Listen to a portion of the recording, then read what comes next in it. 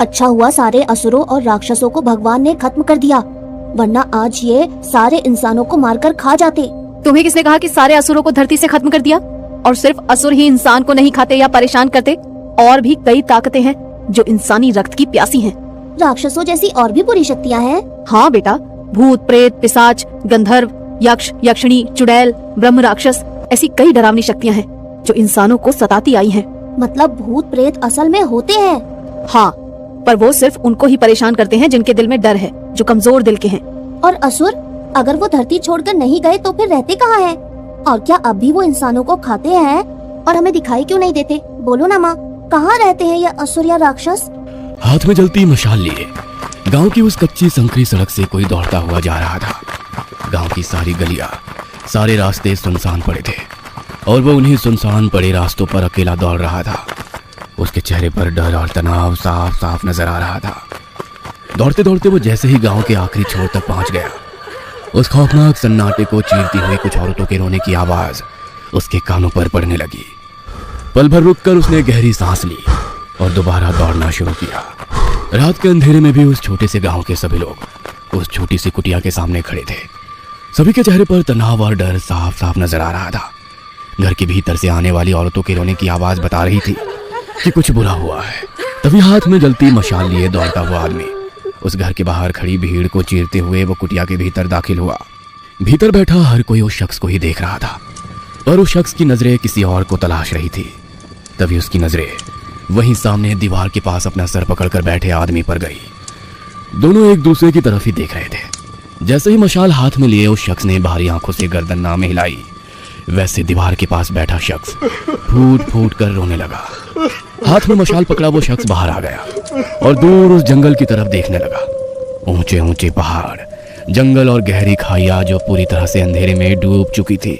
इस गहरे अंधेरे में उसकी नजरें कहीं दूर जंगल के अंधेरे में टिकी हुई थी। अपने पीछे खड़े लोगों की बातें उसके कानों पर पड़ने लगी। अरे क्या जरूरत थी शादी के लायक हुई अपनी लड़की को गाय भैंस चराने भेजने की? सही कहा, पूरा इलाका छान मारा पर वो लड़की कहीं नहीं मिली। तभी पीछे खड़े लोगों में से एक ने उसके पास आकर पूछा, पुजारी जी ने क्या कहा है? अरे वो घेराव में फंस चुकी है। ये नाम सुनते ही वो डर के मारे 2 कदम पीछे हट गया। घेराव यानी मौत का शिकंजा? हाँ वही, रात खत्म होते ही वो भी खत्म हो जाएगी। डरी सहमी आवाज में उसने कहा, ये रात का अंतिम प्रहार ही चल रहा है। मतलब? कहकर सब एक दूसरे की तरफ देखने लगे। तभी दूर कहीं जंगल से एक लड़की की एक बेहद ही दर्दनाक और रूह कपा देने वाली चीख की हल्की सी आवाज सुनाई दी। उसी के साथ घर के भीतर बैठा हर कोई अपना सर जोर जोर से पीटते हुए रोने लगा। रात के अंधेरे में डूबे उस गांव के हर घर में खौफनाक मंजर था। एक कोने में जलते दिए की पिछली धुंधली रोशनी में महिलाएं अपने बच्चों को पल्लू के नीचे छुपाए भगवान की तस्वीर के सामने रखे दिए की जलती लौ की तरफ खौफ भरी निगाहों से देख रही थी। किसी की आंखों में पानी था तो किसी की आंखों में खौफ। और उस गांव में एक ऐसा घर भी था जहां 20 साल के एक लड़के के हाथ पैर बांध के मुंह में कपड़ा ठूस दिया था। उसकी माँ उसे रो रो कर समझा रही थी और वो लड़का भी जमीन पर पड़ा फूट फूट कर रोए जा रहा था। यह घटना आज से करीब 60 साल पहले की है।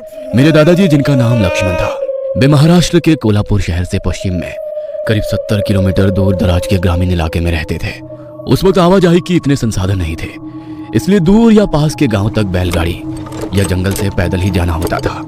भूत, पिशाच, जारण मरण, तंत्र मंत्र क्रिया, इन सब का बहुत गहरा प्रभाव उस वक्त के गांव में था। घना जंगल, काफी दूर तक फैले ऊंचे पहाड़ जो जंगल से पूरी तरह घिरे हुए थे। एक कोने से दूसरे गांव जाने के लिए इसी पहाड़ी के बीच में से संकरे रास्ते बनाए थे, पर उस संकरे रास्ते से अगर नीचे नजर गई तो किसी भी हट्टे कट्टे इंसान को दिल का दौरा देने के लिए काफी होगा। ऐसी गहरी खाइयों की माला है। दूर से देखने पर भले ही ये कुदरत का खूबसूरत लुभावना रूप नजर आता हो, पर असल जिंदगी में उन पहाड़ों के बीच जंगल से घिरी हुई एक ऐसी जगह भी थी जहां रात का तो दूर की बात है, पर दिन के उजाले में भी 10-12 लोगों का झुंड जाने से कतराता था। पर इस समय एक ऐसी घटना घटी जिसने मेरे दादाजी लक्ष्मण और उसके साथ जुड़े हर इंसान की जिंदगी बदल कर रख दी। गांव के किसान फसल की कटाई वगैरह करके थोड़े खाली हो चुके थे और अब लोगों के पास कुछ खाली वक्त था। आज हफ्ते का वो दिन था जब लक्ष्मण शिकार के लिए जाते थे। शिकार न बंदूक से, न राइफल से, बल्कि पीठ पर लगे तीर और अपनी कमर पर लगाए कोयते से। हर बार की तरह सब तैयारी हो चुकी थी। लक्ष्मण ने थोड़े गुस्से में आवाज लगाई, आज रोटी मिलेगी या वैसे ही जाना पड़ेगा? चूल्हे पर रोटियां सेकती उनकी पत्नी ने रोटियां बांधते हुए कहा, आ रही हूँ। तभी उनकी सबसे छोटी बच्ची विमला दौड़ती हुई उनके पास आई। बाबा, मैं भी आपके साथ शिकार करने चलूंगी। उसे अपने पास लेकर उन्होंने कहा, बिटिया, पहले तीर चलाना सीखना होगा, फिर निशाना साधना सीखना होगा, उसके बाद शिकार पर ले चलूंगा। तो आज किस जानवर का शिकार करेंगे? जिसकी भी शिकार करूंगा सबसे पहले तुझे दिखाऊंगा। वादा? हाँ मेरी बिटिया, तेरा बाबा तुझसे वादा करता है। बाबा, एक बात पूछूं? हाँ हाँ, बोलो ना बिटिया। आपको भूतों से डर नहीं लगता?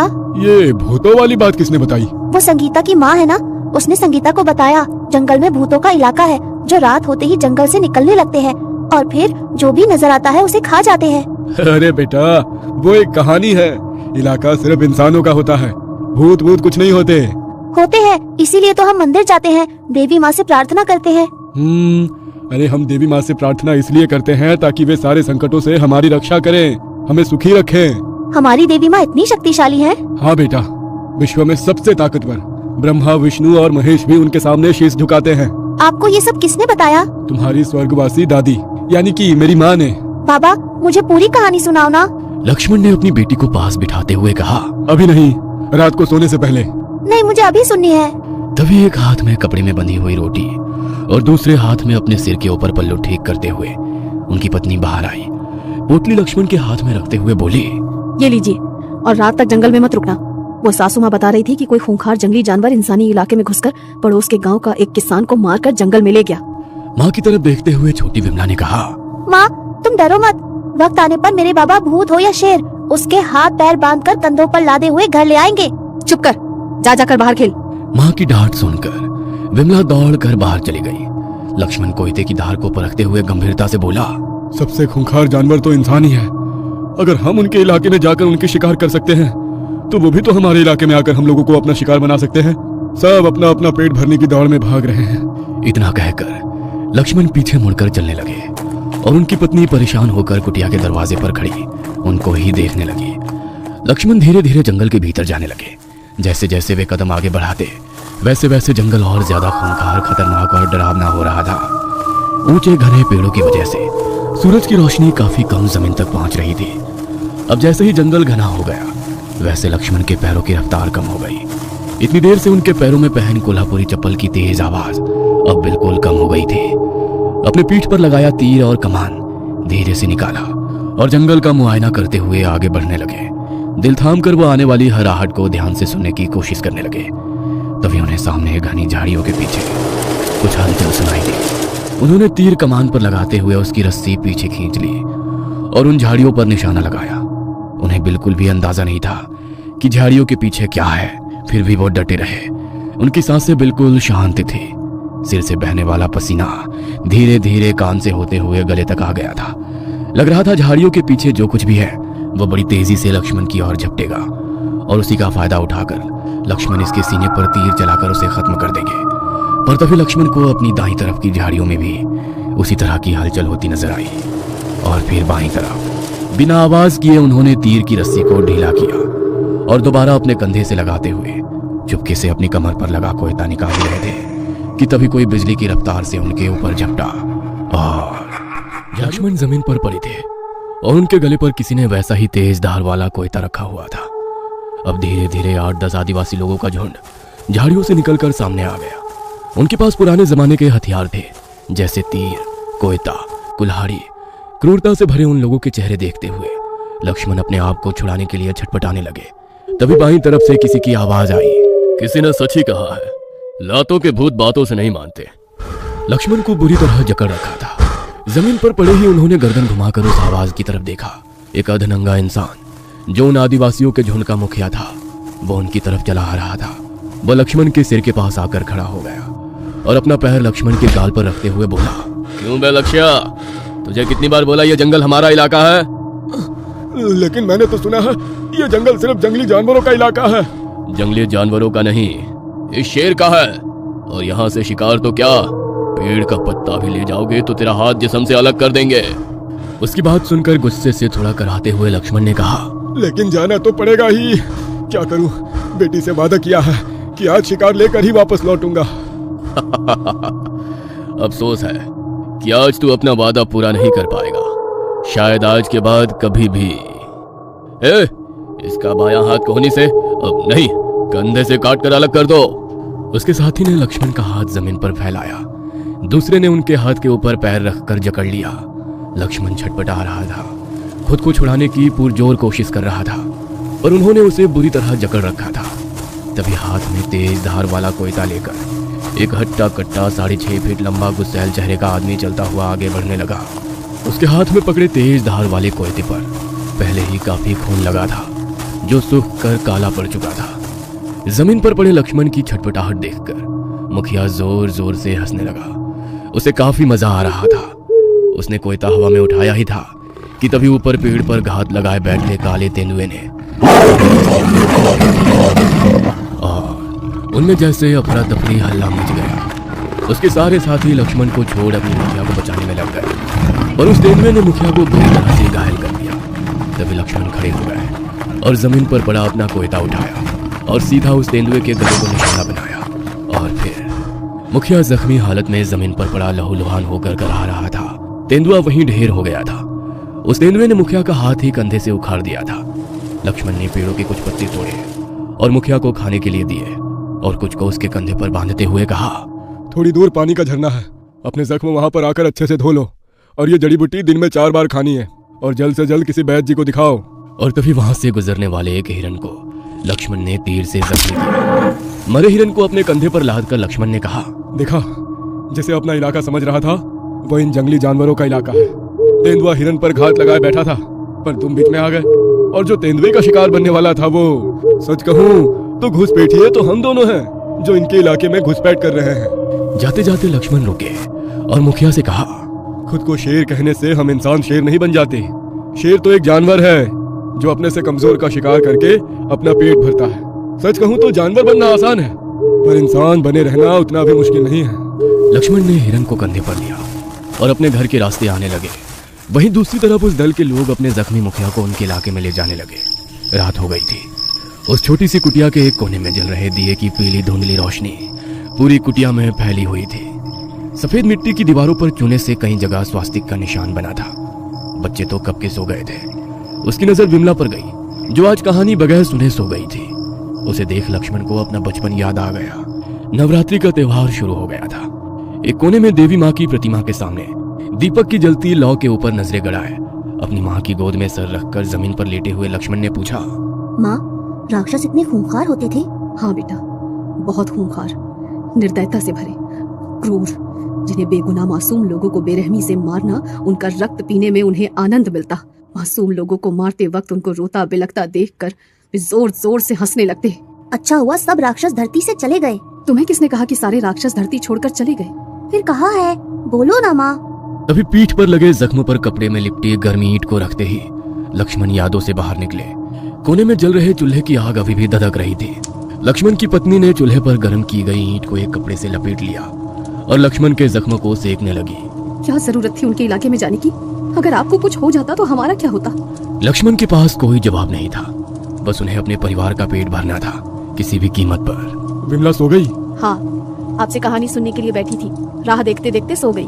तभी कुटिया का बांस की लकड़ी से बना दरवाजा खिसकने की आवाज आई। उनका सबसे छोटा भाई रंगा अंदर आया और दीवार से सटकर बैठते हुए बोला, वो दंगड़ू संदेश लेकर आया था, ताई को लड़की हुई है। ये सुनकर लक्ष्मण का चेहरा खुशी से खिल गया। अरे वाह, यह तो बड़ी खुशी की बात है। हाँ भैया, इतवार को बेटी का नाम रखने के लिए हम सबको बुलाया है। ठीक है, बच्ची के लिए कपड़े और कुछ चांदी का गहना ले आना। मैं पाटिल जी से बात करूंगा, हम उनके खेत सींचते हैं तो वे कुछ पैसे दे देंगे। पहली बेटी के लिए कुछ नहीं ले सके थे। और हाँ, इतवार को तड़के सुबह ही निकलेंगे, रात वहीं ठहर कर सुबह वापसी करेंगे। अपने बड़े भाई के जख्मों की तरफ देखकर वो बोला, भैया हम 4 भाई हैं, फिर भी आप अकेले शिकार पर जाने की जोखिम क्यों उठाते हैं? अरे ऐसी बात नहीं है। आज के बाद आप अकेले कहीं नहीं जाएंगे और ना हम आपको जाने देंगे। इतवार का दिन पूरे घर में चहल पहल थी। छोटे बच्चे नए कपड़े पहनकर तैयार हो रहे थे तो एक तरफ घर की औरतें भी तैयारी में लगी थीं। अभी सूरज निकल ही रहा था और 12 से 15 मील का सफर उन्हें पैदल तय करना था। सब जाने के लिए निकले। 4 शादीशुदा भाई, उनकी 4 पत्नियां और बड़े भाई के 3 बच्चे, 10 साल का लड़का, उससे छोटी 8 साल की बेटी और 5 साल की एक और बेटी, दूसरे भाई के 2 छोटे लड़के। इस तरह 13 लोगों का कारवां जंगल के रास्ते अपने बहन को मिलने निकला। औरतों ने सिर पर लकड़ी की कुछ टोकरियां ली थी। गांव की हद खत्म होते ही सामने एक संकरी सड़क पर से गांव के बुजुर्ग पुजारी आते नजर आए। पुजारी जी सामने आते ही लक्ष्मण ने झुककर उनके पैर छुए और हाथ जोड़कर कहा, राम राम बाबा। राम राम। अरे लक्ष्या, इतनी सुबह कहाँ जा रहे हो? जी, छोटी बहन को बेटी हुई है, आज नाम रखने की रस्म है, आशीर्वाद दीजिए। अरे वाह, ये तो अच्छी बात है। माँ बेटी को मेरा आशीर्वाद बोलना। और एक बात, शाम होते होते अमावस शुरू होगी, कुछ अच्छे संकेत नहीं है। बस औरतों और बच्चों का ख्याल रखना, खासकर अगर कोई औरत पेट से है तो उसका ज्यादा ध्यान रखना। जी बाबा। कहकर सब सफर के लिए निकले। सबसे आगे बड़े भाई लक्ष्मण, फिर सारे बच्चे, उनके पीछे औरतें और सबसे आखिर में तीनों भाई। हर भाई की कमर को चमड़े की बेल्ट में लगा 3.5 फीट लंबा कोयता, साथ ही हाथ में एक लकड़ी का डंडा। उनके पास इस वक्त वो सारे हथियार थे जो जंगल के किसी भी खूंखार जानवर से निपटने के लिए काफी थे। जंगल काफी डरावना था, चारों तरफ घनी झाड़ियां, पेड़ों के तने में लकड़ियों के बीच बसे कीड़ों की किर किर आवाज लगातार आ रही थी। एक ऊंचे पेड़ की कोहनी के बीच बैठा उल्लू अपनी बड़ी बड़ी आंखों से नीचे से गुजरते उन मुसाफिरों को देख रहा था। जंगल का ये डरावना खौफनाक माहौल किसी भी आम शहरी इंसान के लिए काफी डरावना हो सकता था, पर वे इस जंगल में पले बढ़े लोग थे। इसी जंगल से वो एक गांव से होते हुए दूसरे गांव जाया करते थे। उनके लिए ये सब आम था। बड़ा भाई लक्ष्मण बिल्कुल शांत चल रहा था, तो उनके पीछे बच्चे खेलते कूदते आगे बढ़ रहे थे। घर की महिलाएं अपने पास रखी पोटलियां सर पर ढोए घर की बातें करते हुए जा रही थी, तो सबसे पीछे चलने वाले तीनों भाई खेती बाड़ी और फसल के बारे में बात कर रहे थे। सब कुछ सामान्य चल रहा था, पर सबसे आगे चलने वाला लक्ष्मण थोड़े बेचैन थे। उनके दिमाग में पुजारी की बात घूम रही थी। वे मन में सोचने लगे, आज शाम होते होते अमावस्या शुरू होने वाली है। अमावस शुरू होने से पहले वो किसी अनहोनी के संकेत दे देती है या अनहोनी शुरू हो जाती है। वे अपने विचारों में ही खोए थे कि तभी पीछे से उन्हें अपने भाई की आवाज सुनाई दी। भैया! अपने कमर पर लगे कोयते पर हाथ रखकर वे झट से पीछे मुड़े तो छोटे भाई ने कहा, भैया अब बच्चे आम खाने की जिद कर रहे हैं। अपने छोटे भाई की बात सुनकर उन्होंने आसपास खड़े ऊंचे पेड़ों पर नजर डाली। वहीं पर एक ऊंचा आम का पेड़ उन्हें नजर आया। ठीक है, पर जरा संभल कर ऊपर चढ़ना। सब वहीं पास ही दूसरे पेड़ की छांव में आसपास बैठ गए। लक्ष्मण भी एक पेड़ की छांव में बैठकर सबकी तरफ देखने लगे। महिलाओं ने भी अपने सर पर ली टोकरियां जमीन पर रख दी। बच्चे थोड़ी देर खेल कूद करने लगे, पर लक्ष्मण अभी भी चिंतित थे। लक्ष्मण धीरे धीरे अपने भाई की गर्भवती पत्नी की ओर देख रहे थे। उनकी आंखों में चिंता और बेचैनी साफ झलक रही थी। बाकी सभी महिलाएं बातें कर रही थी और बच्चे हंसी खुशी आम खा रहे थे, लेकिन लक्ष्मण का ध्यान पूरी तरह से अपनी छोटी भाभी पर टिक गया था, जो चुपचाप बैठी थी। उसकी खामोशी बाकी सबकी चहलकदमी से बिल्कुल अलग और असामान्य लग रही थी। जब किसी ने उसके सामने पके हुए आम रखे तो उसने सिर हिलाकर मना कर दिया। उसका चेहरा बेहद शांत लेकिन अस्वाभाविक था। लक्ष्मण की छठी इंद्रियों ने जैसे खतरे का संकेत दिया। वो उसकी हर हरकत को ध्यान से देख रहे थे। तभी उसने अचानक लक्ष्मण की ओर देखा। उसकी नजरें इतनी ठंडी और भेदती हुई थी कि लक्ष्मण के रोंगटे खड़े हो गए और फिर जैसे एक पल में सब बदल गया। उसके चेहरे पर एक अजीब भयावह परिवर्तन होने लगा। उसकी त्वचा पहले पीली पड़ी और फिर गहरे काले रंग में बदल गई। बाल जो अब तक बंधे हुए थे एकदम बिखर कर उसके कंधों पर लटकने लगे। उसकी आंखें बड़ी लाल और डरावनी हो गई, जैसे उनमें आग जल रही हो। उसके होठों पर एक अजीब सी कुटिल मुस्कान आई और वो हंसने लगी, एक कर्कश भयानक हंसी जो हर किसी के दिल में डर का संचार कर दे। लक्ष्मण को लगा जैसे उनकी सांस रुक गई हो। वो डर के मारे अपनी जगह से हिल भी नहीं सके। उसने धीरे धीरे खड़े होकर लक्ष्मण की ओर देखा। उसकी चाल में एक अजीब झटकेदारपन था, जैसे उसके शरीर पर अब किसी और का कब्जा हो। और फिर बिना किसी चेतावनी के वो अचानक बिजली की तेजी से लक्ष्मण की ओर झपटी। क्या हुआ था उनके भाई की पत्नी को? किसने उस महिला को इस कदर बदल दिया? क्या लक्ष्मण अपनी जान बचा पाएगा या फिर इस रहस्यमयी शक्ति का शिकार बन जाएगा? और सबसे बड़ा सवाल, क्या बाकी परिवार भी इस भयावह खतरे से सुरक्षित है या फिर एक एक कर हर किसी का शिकार होगा? लक्ष्मण को ऐसा लगा जैसे उनके दिल की धड़कन एकदम से रुक गया हो। डर और घबराहट की लहरें ने उन्हें अपनी गिरफ्त में ले लिया था और वो झट से अपनी जगह पर खड़े हो गए। वो जोर से आवाज देकर अपने भाइयों को आगाह करने की कोशिश करने लगे, लेकिन उनकी आवाज नहीं निकल पा रही थी। आंखों के सामने अंधेरा था और दिल में एक अजीब सी अनहोनी की आहट गूंज रही थी। भैया उठिए, चलते हैं। लक्ष्मण ने आंख खोलकर देखा तो उनका छोटा भाई उन्हें उठा रहा था। सब जाने के लिए तैयार थे। उन्होंने अपने आसपास देखा तो सब कुछ सामान्य था। लक्ष्मण भी उठकर खड़े हो गए और उन्होंने दोबारा अपने भाई की गर्भवती पत्नी की तरफ देखा। वो हंसी खुशी सबके साथ चल रही थी। लक्ष्मण ने उठकर अपने हथियार हाथ में लिए और बिना कुछ बोले जंगल के रास्ते वे अपनी मंजिल की तरफ बढ़ने लगे। गांव में दोपहर का समय था। सूरज की तेज किरणें जैसे धरती को भस्म कर देने को तैयार थी। हवा में घुटन महसूस हो रही थी, पर शायद ये सब लक्ष्मण को ही लग रहा था, क्योंकि बाकी सब लोग आपस में हंसी मजाक कर रहे थे।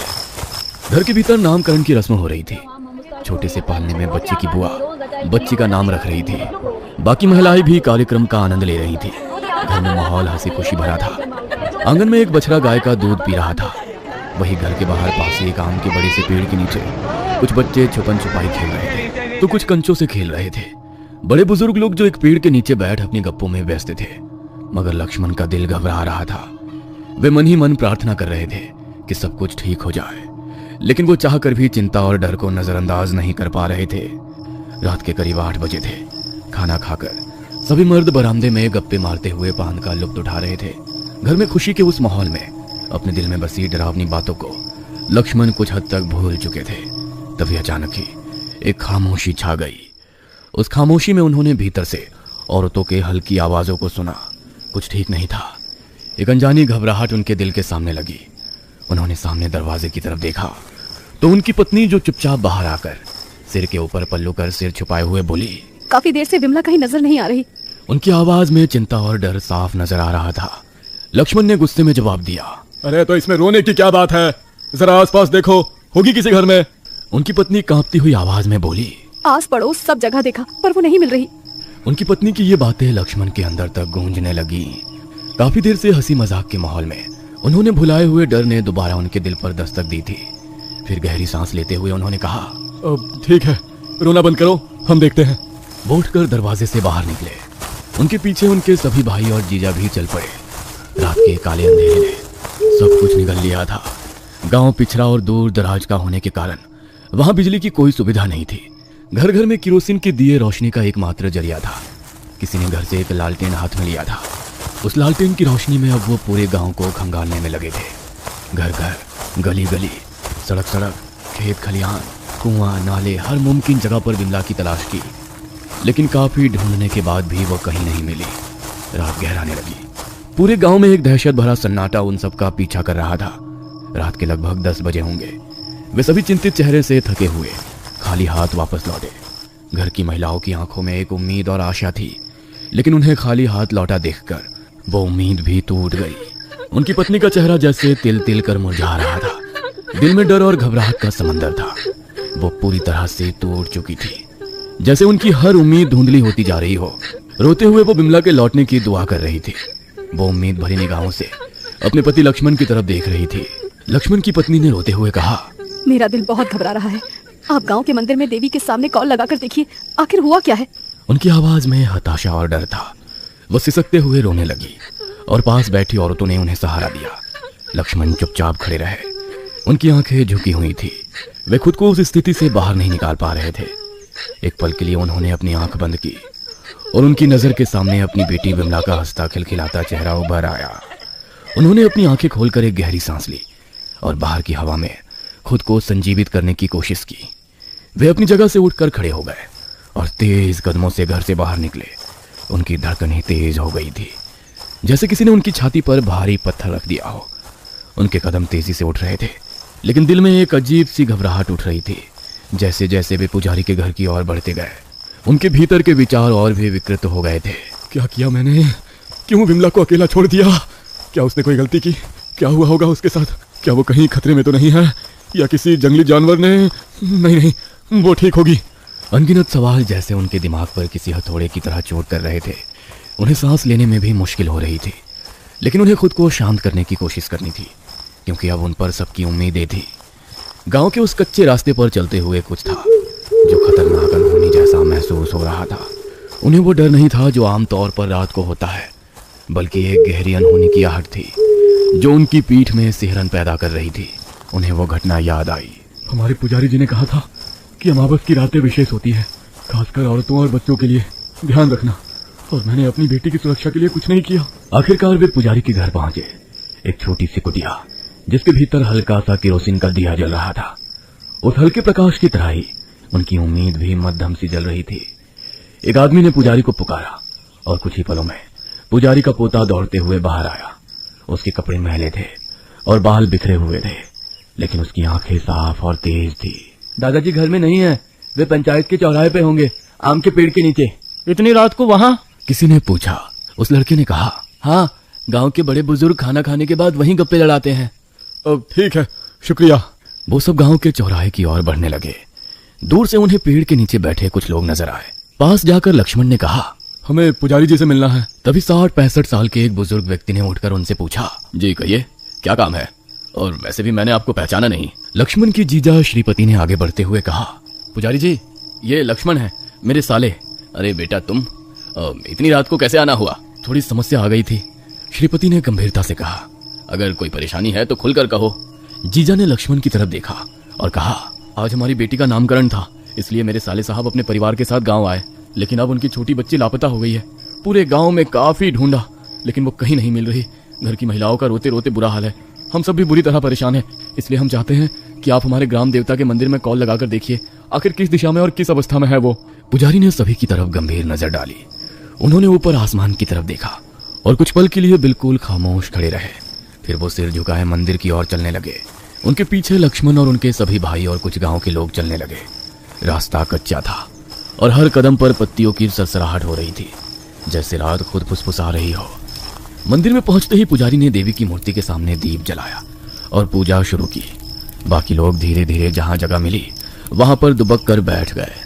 लक्ष्मण का चेहरा सख्त था, लेकिन आंखों में गहरी चिंता झलक रही थी। उनके दिल में लगातार उधेड़ बुन चल रही थी। वो सोच रहे थे कि देवी के दरबार में सब कुछ सही हो जाएगा, लेकिन एक अजीब से डर ने उनके दिल को घेर लिया था। मंदिर में जलते दीपक की लौ तेज हवा में हिलने लगती है। दीपक की उस लौ को देखते हुए लक्ष्मण को बचपन की बात याद आ गई। वे अपनी माँ के पास बैठे दीपक की चमक और माँ के चेहरे पर झलकते रहस्यमय भावों को देख रहा था। कहाँ गए सारे राक्षस? और किसी राक्षस की कहानी सुनाओ ना। राक्षस तो सुनो। 2 महाशक्तिशाली राक्षस जिनका नाम शुंभ निशुंभ था, असीमित शक्तियों के मालिक, धन दौलत ताकत, जिससे उन्होंने तीनों लोकों में आतंक मचा दिया था। इंद्र भगवान को हराकर स्वर्ग अपने कब्जे में कर लिया। इंद्र को अपना स्वर्ग लोक छोड़कर भागना पड़ा। हर तरफ हाहाकार मचा था। वे राक्षस इंद्र से भी बलवान थे? हाँ बेटा, बहुत बलवान थे। सारे देवी देवता बेबस हो गए थे। तीनों लोकों पर उन असुरों ने अपना अधिराज्य स्थापित किया। मासूम लोगों की बलि दी जाने लगी। सब हाथ जोड़कर भगवान शिव और विष्णु को इन राक्षसों से छुटकारा पाने के लिए याचना करने लगे। और भगवान विष्णु ने अपने सुदर्शन चक्र से उनको मौत के घाट उतारकर सबको उनके आतंक से मुक्ति दी होगी ना?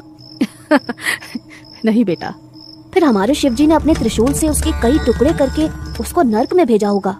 नहीं बेटा। मतलब वे शिव और विष्णु जी से भी शक्तिशाली थे? बिल्कुल नहीं। लेकिन सबसे शक्तिशाली होते हुए भी भगवान विष्णु और शिव जी उन राक्षसों को नहीं मार सकते थे। वो क्यों? क्योंकि उन राक्षसों को ब्रह्मा जी का वरदान प्राप्त था। उनको ना कोई देवता मार सकता था, ना असुर, न पशु पक्षी यक्ष गंधर्व, कोई नहीं। शुंभ निशुंभ की सेना में एक से एक खूंखार निर्दयी दानव थे। उन्हीं में से एक था रक्तबीज।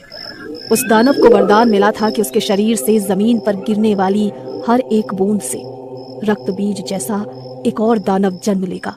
अगर भगवान शिव और विष्णु जी ही उसका वध नहीं कर सकते तो अब मासूम लोगों की रक्षा कौन करेगा? बताओ ना माँ, अब मासूम लोगों को उनके आतंक से कौन मुक्त करेगा?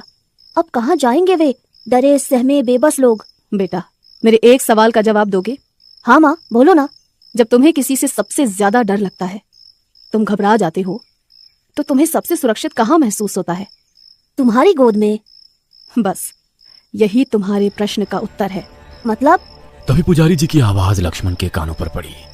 आंखें बंद करके देवी के सामने कुछ मंत्र बोलने लगे। हर एक इंसान के चेहरे पर तनाव था। पता नहीं पुजारी जी के मुंह से क्या निकलेगा। पुजारी जी एकदम से चुप हो गए।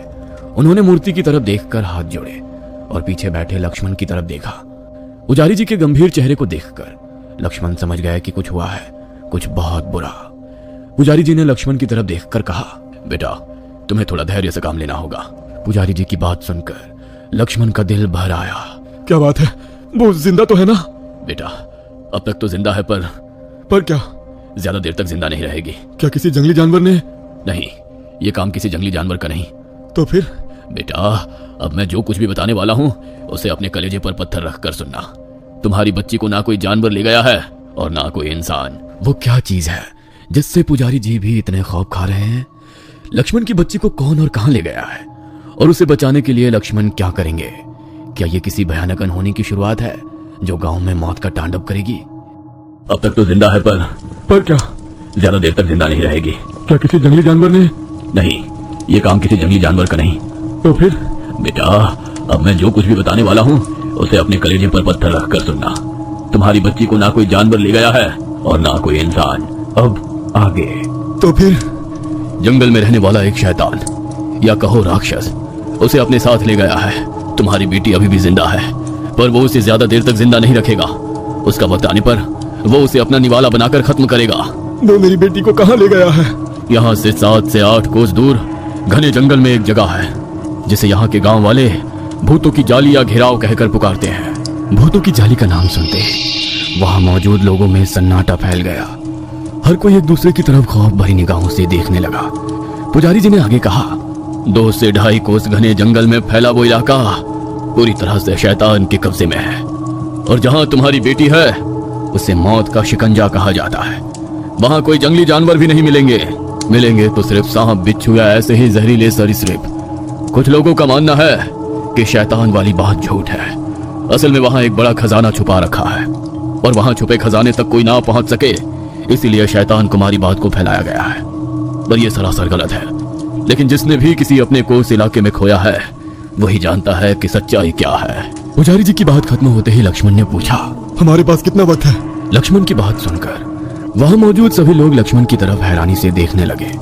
पुजारी जी ने उनसे पूछा, मैं तुम्हारे जज्बातों को समझ सकता हूँ, लेकिन यह सरासर खुदकुशी करने जैसा है। तुम यहाँ के नहीं हो, इसलिए तुम्हें उस इलाके के बारे में कुछ नहीं पता। लेकिन यहाँ मौजूद इस गांव के या आसपास के गांव के सभी लोग उस इलाके के बारे में काफी अच्छी तरह से वाकिफ हैं। पुजारी जी की बात सुनकर लक्ष्मण ने दोबारा पूछा, फिर भी कितना वक्त है मेरे पास? लक्ष्मण की आंखों में पुजारी जी ने अपनी बेटी के प्रति फिक्र और कुछ भी कर गुजरने का जज्बा देखा था। उन्होंने कहा, रात का अंतिम प्रहर खत्म होने से पहले वो तुम्हारी बच्ची को खत्म कर देगा। पुजारी जी की बात खत्म होते ही लक्ष्मण उठकर खड़े हो गए और बगैर किसी की तरफ देखे उन्होंने पूछा, मैं यहाँ बैठकर अपनी बेटी की मौत का इंतजार नहीं कर सकता, मैं उसे लेने जा रहा हूँ। उनकी तरफ देखते हुए पुजारी जी ने कहा, बेटा, ये समय जज्बाती होने का नहीं है। उस इलाके के अच्छों की हिम्मत जवाब दे जाती है। तुम्हें लगता है कि तुम्हें अपनी बेटी को सिर्फ उस शैतान के चंगुल से वापस ले आना है? ऐसा नहीं। तुम्हारे वहां कदम रखने पर शैतान के गुलाम मिलेंगे। शैतान के गुलाम? हाँ, भूत, प्रेत, पिशाच, चुड़ैल, छलावा, बेताल, ये कदम कदम पर तुम्हारा रास्ता रोकने या भटकाने की कोशिश करेंगे, और उनसे वो नाकाम रहे तो तुम्हें जान से मारेंगे। सच कहूं तो ये शैतान के गुलाम सेवक तुम्हें उस तक पहुंचने ही नहीं देंगे, और अगर तुम वहां तक पहुंच भी गए तो जिस हैवान का उस इलाके में बसेरा है वो खुद भी श्रापित है। श्रापित? कैसा श्राप? सदियों पहले राक्षसों की पूजा करने वाले एक इंसान ने उन्हें प्रसन्न करने के लिए एक के बाद एक ऐसे 11 लोगों के मस्तकों की बलि चढ़ाई और उनके बचे हुए धड़ को खाकर जंगल में जीवित रहा। पर एक दिन वो पकड़ा गया। सभी गांव के लोगों ने उसे उसी जंगल के बीच एक जगह पर पत्थरों से मार मार कर खत्म कर दिया। पर किसी को पता नहीं था उस समय सूर्य ग्रहण शुरू हो गया था। उसका शरीर मर गया, पर आत्मा को एक वरदान मिल गया। किसी का भी शरीर धारण कर वो उस जंगल में राज करेगा। इंसानी रक्त उसे ताकत देगा, पर धारण किए शरीर के साथ वो जंगल छोड़कर बाहर नहीं आ सकता, ना ही उसका शिकार। जिस दिन वो या उसके शिकंजे से उसका शिकार जीवित निकलेगा, उस दिन के बाद उस हैवान को हमेशा के लिए नर्क में जाना होगा। उस वजह से वो अपने शिकार को जिंदा तो दूर की बात है, उसकी हड्डियां तक उस इलाके से बाहर जाने नहीं देता। इसलिए कितनी पीढ़ियां गुजर गई, कितना अरसा बीत गया, पर वो हैवान आज भी इस जंगल पर राज कर रहा है। और जिस परिवार के इंसान का शिकार होता है, उसके परिवार का कोई व्यक्ति दिन के वक्त भी अपने मरे परिवार के सदस्य को भी देखने जाने की हिम्मत नहीं जुटा पाता। इसलिए मैंने कहा यह समय जज्बाती होने का नहीं है। लक्ष्मण ने बगैर उनकी तरफ देखते हुए कहा, हमारे जज्बात ही है जो हमारे अंदर कुछ भी कर गुजरने का जज्बा देते हैं। अरे वो जो भी हो, मैंने अपनी औलाद को इसलिए नहीं पाला है ताकि कोई हैवान उसे नोच नोच कर खा सके। यहाँ बैठकर अपनी बेटी की दर्दनाक मौत का इंतजार करते रहने से लाख गुना अच्छा है कि मैं उस हैवान का सामना करूं। इसमें जिंदा लौटूंगा या नहीं ये पता नहीं, पर कम से कम मेरी आने वाली पीढ़ी ये तो याद रखेगी कि कोई था जिसने अपनी बेटी को एक हैवान के शिकंजे से लाने की कोशिश तो की। लक्ष्मण की बात सुनकर वहां मौजूद कई लोग उसे बेवकूफ समझ रहे थे। पुजारी जी ने कहा, बेटा, अगर ईश्वर की यही मर्जी है तो अगर ईश्वर की ही मर्जी है कि मेरी बेटी को वो शैतान नोच नोच कर खाए तो यही सही, लेकिन मैं खुद भी देखना चाहता हूँ कि ईश्वर की मर्जी क्या है। मेरी बात ध्यान में रखना। तुम्हारी हिम्मत तुम्हें जिंदा रखेगी, तुम्हारा डर तुम्हें मौत के करीब ले जाएगा।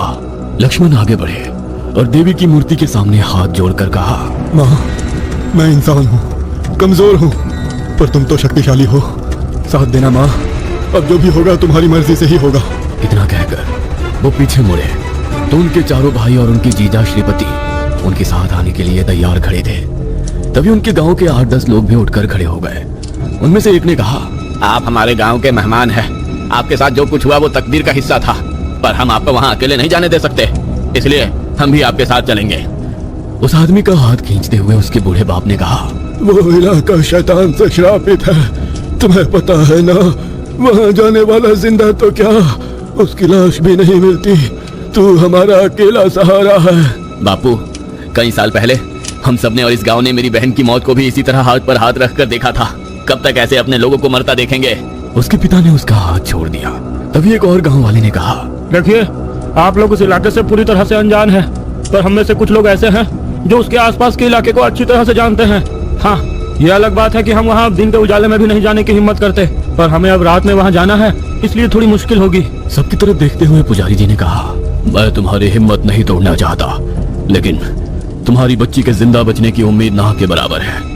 फिर भी अगर तुम लोग उसे बचाने में कामयाब हो जाते हो तो तुम उसे सबसे पहले इस मंदिर में ले आओगे। वक्त कम है, जल्द से जल्द अपने अपने घर जाओ और वहां जाने के लिए जरूरी हथियार चीजें लेकर मंदिर आ जाओ।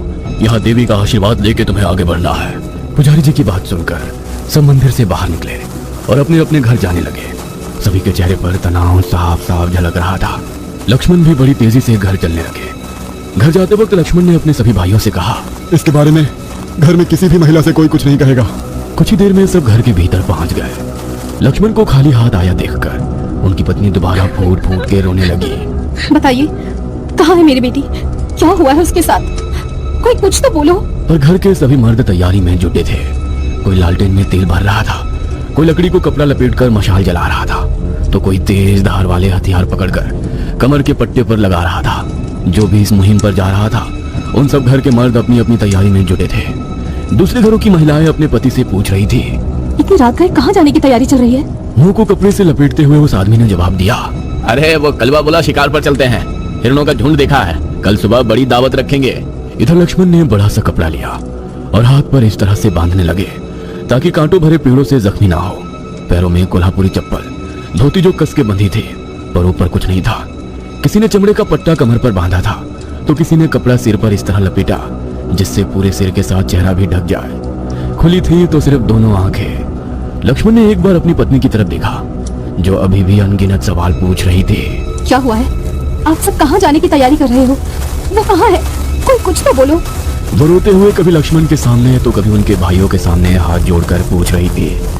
इस पर लक्ष्मण के सबसे छोटे भाई रंगा ने कहा, भाभी माँ, अब घबराइए मत, विमला को कुछ नहीं होगा। मगर लक्ष्मण बगैर कुछ बोले पीछे मुड़े और दरवाजे के पीछे रखी लंबी लाठी हाथ में उठाकर घर से बाहर निकले। उनके पीछे तीनों भाई भी चलने लगे। उनमें से एक के हाथ में जलती मशाल थी तो एक के हाथ में लालटेन थी। गांव की उस संकरी सड़क से वो उस मंदिर की ओर चलने लगे। जाते वक्त बाकी साथी भी उनके साथ जुड़ने लगे। एक एक करते हुए 15 से 16 लोगों का कारवा बन गया जो मंदिर के बाहर आकर रुका। गांव के बच्चे, बूढ़े, बुजुर्ग, महिलाएं मंदिर के बाहर खड़े उन सभी की तरफ उम्मीद भरी निगाहों से देख रहे थे। सबकी तरफ देखते हुए पुजारी जी ने कहा, सूरज निकलने से पहले आप लोगों को वापस आना है और ये बोरी जिसमें पीला भभूत या भंडारा है उस इलाके में पहुंचते ही जिस सड़क से जाओगे उस पर गिराते जाना। इससे वो शक्ति तुम्हारा रास्ता नहीं भटका सकेगी और अगर कोई जख्मी हुआ तो भी इसे घाव के ऊपर लगा देना। तुम लोगों के वापस लौटने तक मैं देवी के सामने आप लोगों की हिफाजत के लिए प्रार्थना करता रहूंगा। आज गांव का कोई आदमी नहीं सोएगा। वो बोरी दल के एक आदमी ने अपने हाथ में ली। तभी पुजारी जी ने कहा, जब तुम वापस आने के लिए निकलोगे तुम्हें किसी भी हालत में पीछे मुड़कर नहीं देखना है, चाहे कुछ भी हो जाए। और एक आखिरी बात, सब पुजारी की तरफ गंभीरता से देखने लगे। अगर तुम इस काम में नाकाम रहते हो तो हम समझ जाएंगे कि तुम जिंदा नहीं हो। तुम में से किसी को भी ढूंढने के लिए कोई भी उस इलाके में नहीं जाएगा। जो बचेगा उसे खुद बाहर आना होगा। लक्ष्मण और उनका दल भूतों की जाली के इलाके में पहुंचने पर किन खतरों का सामना करेगा? क्या पुजारी का दिया भंडारा सचमुच शैतान और उसके गुलामों के प्रभाव को रोक पाएगा? लक्ष्मण अपनी बेटी को जिंदा वापस ला पाएगा या ये यात्रा दल के लिए विनाशकारी साबित होगी? क्या दल के सभी सदस्य वफादारी और साहस बनाए रखेंगे या उनमें से कोई डर या लालच में आकर पूरे मिशन को खतरे में डालेगा? देखेंगे अगले भाग में।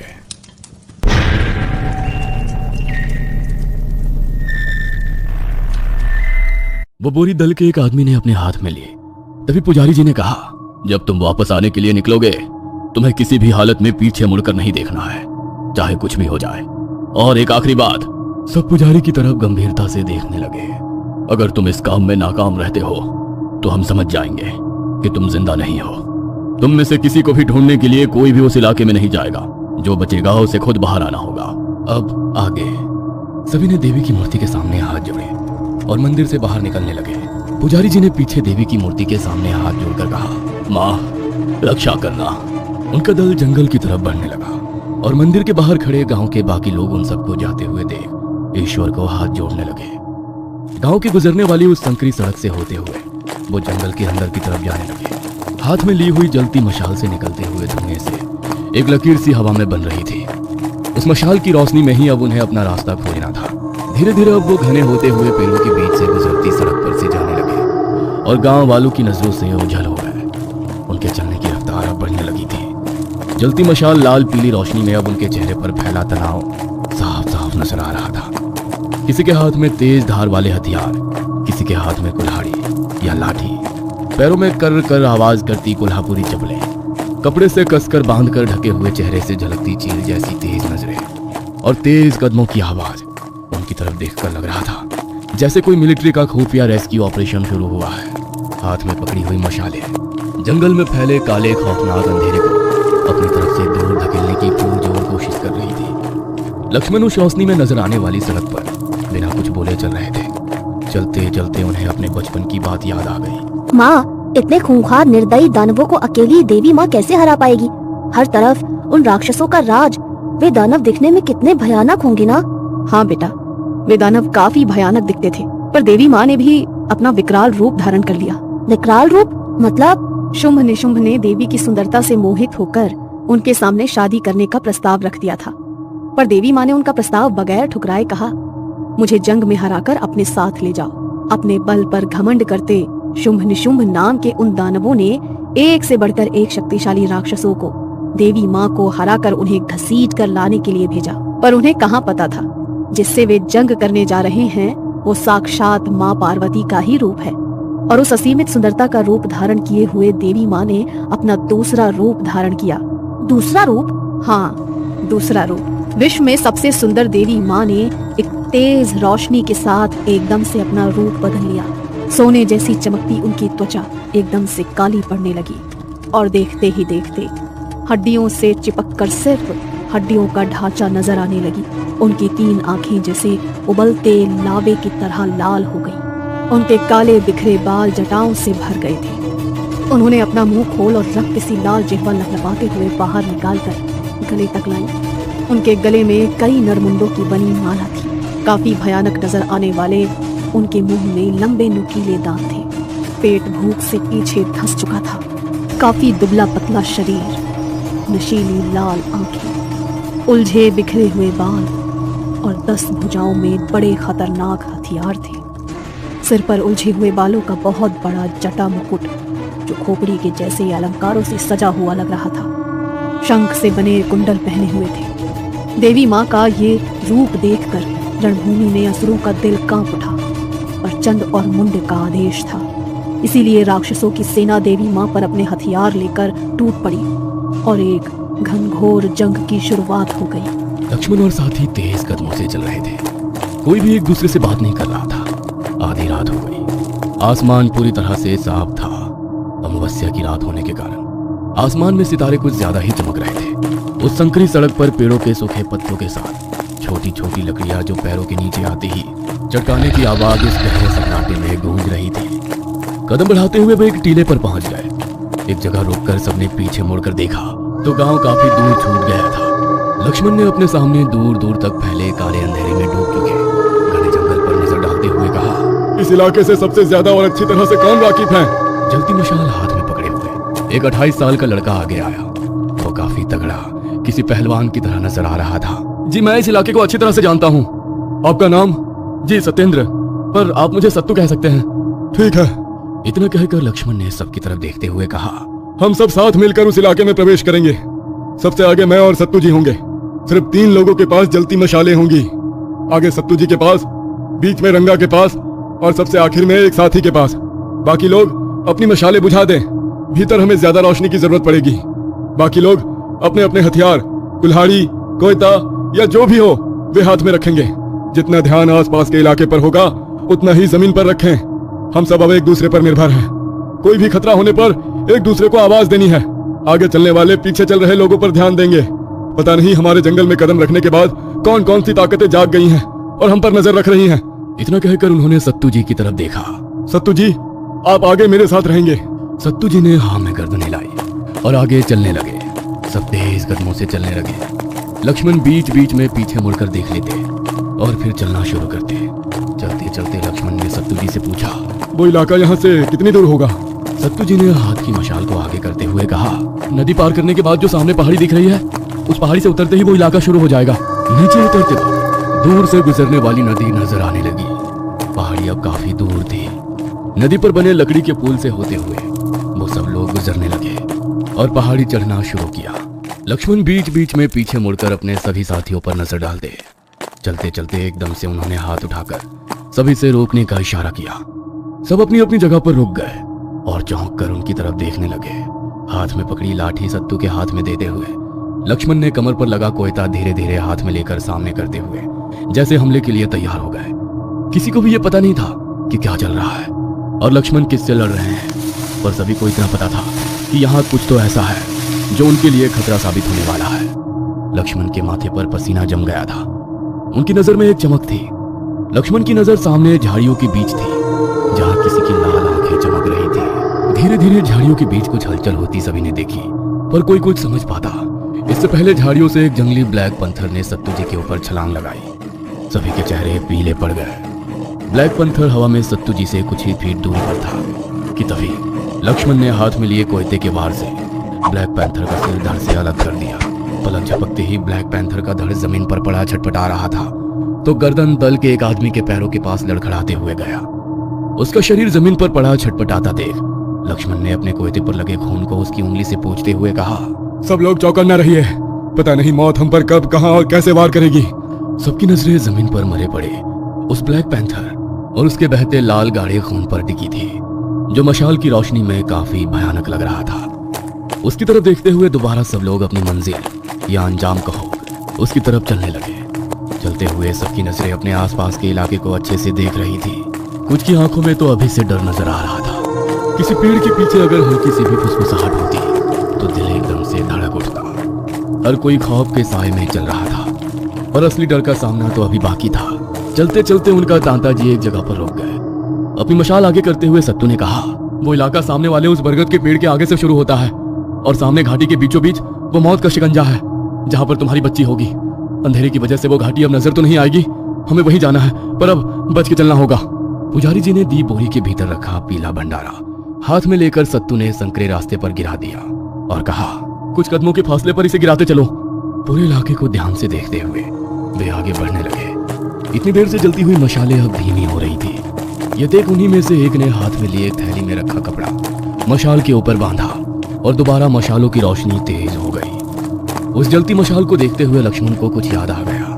एक तरफ इतने भयानक ताकतवर राक्षसों की पूरी सेना और एक तरफ अकेली माँ दुर्गा, वो अकेली उन सबको कैसे हरा पाएगी? माँ ने सामने एक देवी की प्रतिमा को नमन करते हुए कहा, बेटा, भगवान राम हो या कृष्ण, उनको माँ के पेट से जन्म लेकर ही धरती पर आना पड़ता है और जो अच्छाई को जन्म देकर धरती को खूबसूरत बना सकती है वो बुराई का अंत करके रक्षा भी कर सकती है। फिर क्या हुआ? फिर एक भीषण युद्ध की शुरुआत हो गई। एक ऐसा युद्ध जिससे पूरा ब्रह्मांड थर्रा उठा। देवी देवता बेबस होकर सिर्फ देख रहे थे। लग रहा था कि अब ये युद्ध तीनों लोगों के विनाश के बाद ही रुकेगा। सब कुछ नष्ट हो जाएगा, पशु पक्षी जीव जंतु इंसान देव असुर सब कुछ। तभी चलते चलते पीछे वाले एक आदमी ने सबको रोकने को कहा। पीछे मुड़कर लक्ष्मण ने उसकी तरफ देखा। क्या बात है? शायद कोई आवाज लगा रहा है। आवाज? शायद कोई जख्मी इंसान मदद मांग रहा है, उसी की आवाज आ रही है। आवाज किसकी? पता नहीं, पर अभी अभी मैंने वो आवाज साफ साफ सुनी, जैसे कोई खुद को बचाने के लिए मदद मांग रहा है। वहां खड़े सभी लोग अब ध्यान से वो आवाज सुनने की कोशिश करने लगे। एक गहरा सन्नाटा पूरे इलाके में फैला हुआ था। हर कोई अपनी सांस रोककर आने वाली हर एक आवाज को सुनने की कोशिश कर रहा था। हर कोई एक दूसरे की तरफ देखने लगा, पर कोई आवाज नहीं आ रही थी। शायद तुम्हें कोई वहम हुआ होगा। इतना कहकर लक्ष्मण दोबारा चलने ही वाले थे कि तभी उनके कानों पर वह आवाज पड़ी, दर्द से किसी के कराने की आवाज। वहां मौजूद हर किसी ने वो आवाज सुनी और डर से वहां मौजूद हर कोई सिहर उठा और दोबारा वो आवाज सुनाई दी, कोई मुझे बचाओ, कोई तो मदद करो। जोर जोर से रोने की आवाज उस जंगल के सन्नाटे को चीरते हुए चारों दिशाओं में फैलने लगी। वो आवाज किसकी थी? कोई शैतान या उन्हीं के दल का एक साथी जो किसी हादसे का शिकार हुआ था? क्या वो अनजान आवाज की खोज करेंगे, उसे बचाएंगे? देखेंगे अगले भाग में।